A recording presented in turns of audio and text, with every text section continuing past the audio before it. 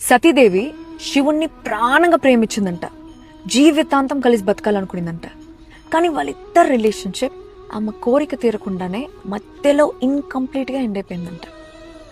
అందుకే పార్వతీదేవిలాగా మళ్ళీ పుట్టి శివుడితో కలిసి ఉన్నిందంట. రాముడు చాలా అందంగా ఉండేవాడంట. రాముడిని పెళ్లి చేసుకోమని కొన్ని వేల మంది వెంటపడే వాళ్ళంట.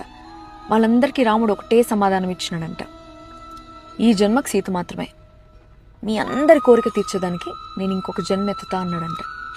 అందుకే ద్వాపర యుగంలో కృష్ణుడికి 16,000 మంది గోపికలు. మనం కూడా అంతే. మనం పుట్టినప్పటి నుంచి చచ్చిపోయేంత వరకు మనతో ట్రావెల్ అయ్యే ప్రతి రిలేషన్షిప్ పోయిన జన్మలో ఇన్కంప్లీట్గా ఎండ్ అయిపోయిన రిలేషన్షిప్పే. ఈ జన్మలో కంప్లీట్ అయ్యే ఏ రిలేషన్షిప్ మళ్ళీ ఇంకొక జన్మలో మనకి రాదు. అది గుర్తుపెట్టుకోండి. ఆల్సో ఈ జన్మలో మీరు ఎవరినైనా ప్రేమించి వాళ్ళని